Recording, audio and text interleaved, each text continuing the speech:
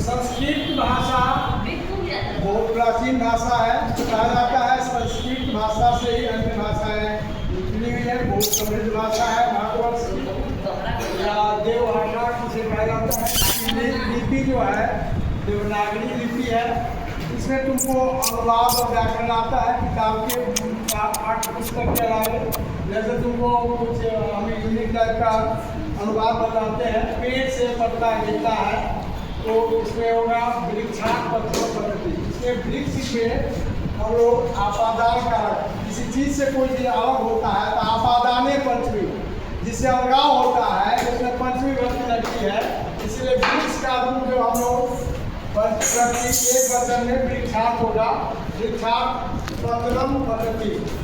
बालक को मिठाई अच्छी लगती है तो बालकाय मोदकम रोचते है ना।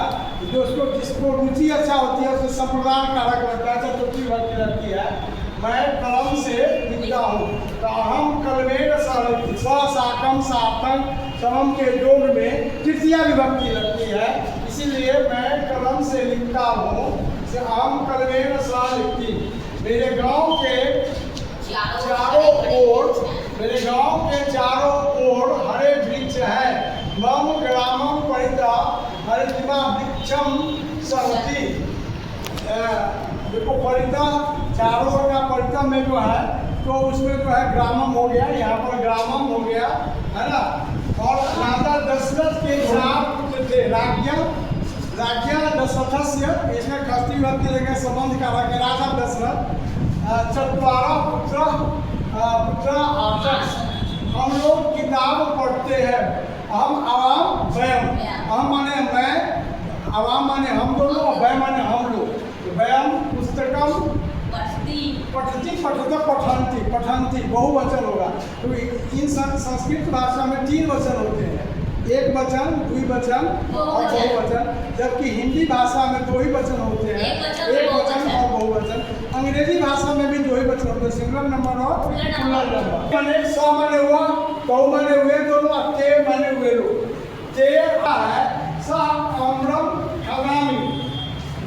इसी तरह कमेन द्वितीय सा अम्रम खादामी। और इसी तरह संधि विच्छेद करने के लिए हिमालय हिम जोड़ आ गया। रमेशा रमा जोड़िसा स्वागता सु जोड़ आगता स्वागता। विद्यार्थी विद्या जोड़ार्थी पुस्तकालय। और इस तरह तुम लोगों को संस्कृत में रिच होने के लिए कम से कम 20-25 जो है शब्द रूप और नहीं जो है धातु रूप याद होना चाहिए। और वो भी जैसे कारक की 8 होते हैं। कर्ता, कर्म, करण, संप्रदान, अपादान, संबोधन। उसी तरह तुमको विभक्ति है। प्रथमा विभक्ति, द्वितीय विभक्ति, तृतीय विभक्ति, चतुर्थी विभक्ति, पंचमी विभक्ति, षष्ठी विभक्ति, संबोधन। जैसे बालक शब्द का रूप वचन 3 हो गया। उन लोगों को एक सांस में कहना चाहिए। जो हम लोग हाई स्कूल में पढ़ते थे तो एक सांस से बालक का रूप हम लोग पंडित जी खास के ब्राह्मणों के लड़का को एक सांस में बालक का रूप सुनाना पड़ता था। बालका बालको बालका, बालकम बालको बालकम, बालकेन बालका भ्याम बालके, बालका बालका भ्याम बालके भ्य, बालकात बालका भ्याम बालके भ्य, बालकस बालका बालकालम। हे बालक, हे बालको, हे बालका। इस तरह करके जो है। धन्यवाद।